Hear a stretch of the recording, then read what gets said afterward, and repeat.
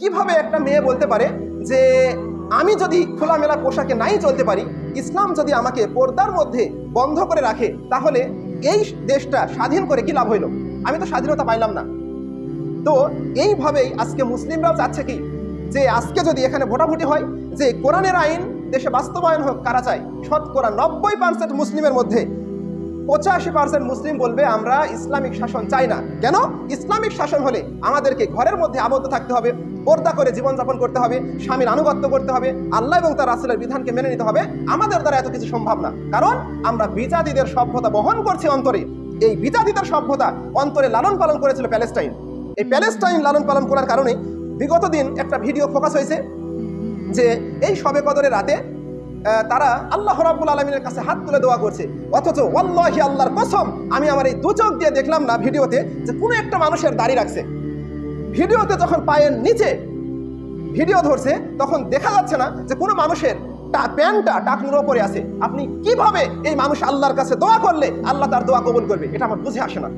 যাদের মুখের রাসূলের সুন্নাহ নাই, যাদের টাকনুর নিচে কাপড় পায়জামা প্যান্ট লুঙ্গি পরে আছে, এরা নাকি আল্লাহর কাছে কেন্দ্রে কেটে দোয়া করছে। এদের দোয়া কখনো আল্লাহ কবুল করবে না, বরং আল্লাহ রাব্বুল আলামিনের তাদের দোয়া আল্লাহ রাব্বুল আলামিনের আসমানি ভেদ করবে না, প্রথম আসমানি ভেদ করবে না।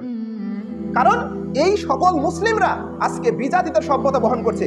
যেই সমস্ত নাবালক সন্তানগুলোকে মারা হচ্ছে, দেখবেন তাদের যদি মাথার দিকে ভিডিওগুলো ধরে, তাদের ফেস দেখে আপনি বুঝতে পারবেন না যেটা ইহুদির সন্তান নাকি একটা মুসলিমের সন্তান, নাকি একটা কাফেরের সন্তান, নাকি একটা মুনাফিকের সন্তান। প্রত্যেক সন্তানের মাথায় মেসি নেইমার স্টাইলে চুল কাটার ডিজাইন, চুলের উপরে বড় নিচে খাটো খোপা স্টাইল চুল করছে। কারণ এই যে আজকে আযাব গজব কি কারণে আসছে, আজকে যদি তারা একটু অন্তর দিয়ে রিয়েলাইজ করতো, তাহলে আল্লাহ রাব্বুল আলামিন তাদেরকে কখনোই গজবের মধ্যে পতিত করাতেন না। আরো একটা বিষয় যে যারা ত্রাণ বিতরণ করছে, এই ত্রাণ বিতরণ অনুষ্ঠানে আপনি দেখবেন ভিডিওতে প্রত্যেক মুসলিমের এক একটা সন্তান বাম হাত দিয়ে ত্রাণ নিচ্ছে। নাউযুবিল্লাহি মিন যালিক, আস্তাগফিরুল্লাহ।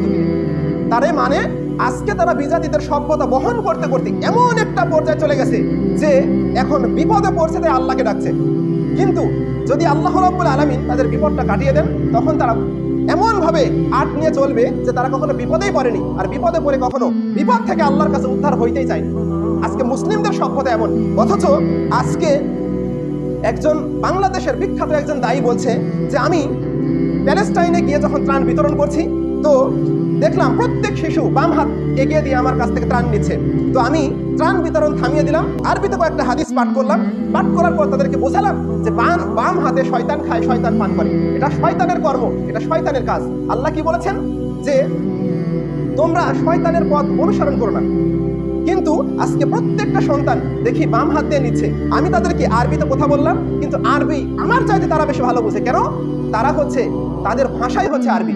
তো আমি বলার পরেও তারা আমার কথা শুনলো, তারা আমার কথা বুঝলো। বোঝার পরে আবার যখন আমি ত্রাণ দেওয়া শুরু করলাম, সবাই বাম হাত পেতে ত্রাণ নিচ্ছে। তো আপনি যদি এই সন্তানকে মুসলিমের সন্তান বলেন, তাহলে অমুসলিমকে, তাহলে মুশরিককে, মুনাফিককে